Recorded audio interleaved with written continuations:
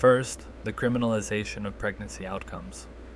We are seeing a rise in prosecutors charging women for miscarriages and stillbirths, alleging that their behavior, usually drug use, caused the death. In Oklahoma, Brittany Poolaw was convicted of manslaughter after a miscarriage at 17 weeks because she admitted to using meth. The autopsy was inconclusive, but the jury convicted her. This sets a precedent where any pregnancy loss is a potential crime scene. If a woman skips a prenatal appointment or doesn't take her insulin and miscarries, could she be charged? This turns the doctor-patient relationship into a forensic investigation. This is fueled by digital surveillance. In a post-Roe world, your phone is a witness against you. Prosecutors are using search history, how to get an abortion pill, location data, geofencing clinics, and period tracking apps to build cases against women and providers. Tech companies are under pressure to hand over this data. This connects back to our Tarasov and genetic privacy discussions. In the digital age, there are no secrets. RJ advocates urge women to sanitize their digital footprint, treating their own health data as contraband. Second, the pendulum swing on mental health. In NYC, Mayor Adams issued a directive allowing police to involuntarily hospitalize people who appear unable to meet their basic needs, even if they aren't threatening anyone. In California, Governor Newsom launched care courts to mandate treatment for the homeless, mentally ill. Both are attempts to lower the bar of O'Connor versus Donaldson. They are pivoting back to paternalism. The argument is, it is not compassionate to let people die in the street.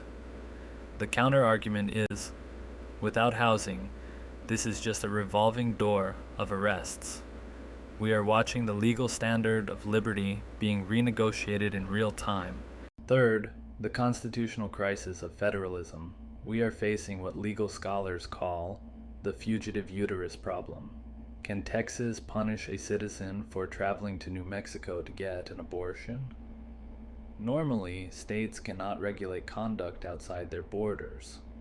If you gamble in Vegas, Utah can't arrest you when you come home. But anti-abortion states argue that the victim, the fetus, is a resident of Texas, giving them jurisdiction. This challenges the dormant commerce clause and the right to travel.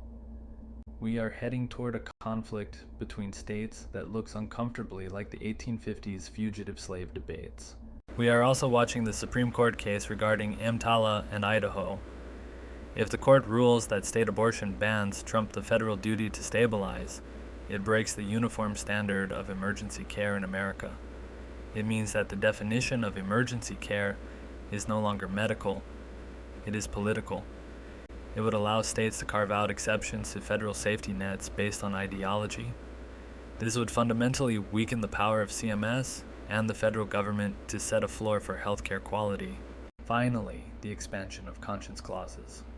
Historically, these allowed doctors to opt out of performing abortions.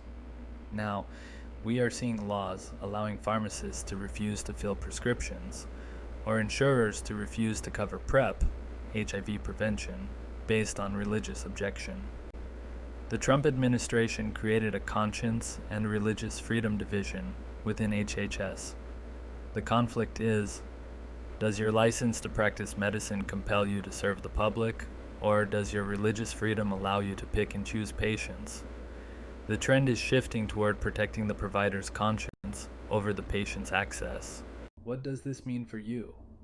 As future leaders, you will be working in this minefield. You will be advising hospitals on risk management. Can we treat this ectopic pregnancy without getting arrested? You will be advocating for patients who are caught in the gears of these laws. You are the guardrails. Your job is to understand the law well enough to protect your clinicians and your patients from the worst excesses of the state. This brings us to the end of Module 6. We have seen that the control of reproduction and the control of the mind are central functions of state power. The reproductive justice framework gives us the tools to see the connections between a sterilized prisoner, a woman denied an abortion, and a homeless man arrested for sleeping on the subway. They are all battles over who owns the body. In our next module, we shift from analysis to action. How do we change these laws? We will learn the art of advocacy, coalition building, and writing the policy brief. Next week, in Module 7, we stop just admiring the problem. We start solving it. We will bring back Kingdon and Bardak. We will learn how to write a policy brief that a senator will actually read. We will learn how to build a coalition of bootleggers and Baptists. Get ready to write. The theory portion of the course is over. The practice begins now. I leave you with the words of Frederick Douglass. Power concedes nothing without a demand. It never did, and it never will. Your job is to learn how to make that demand effective. See you in Module 7.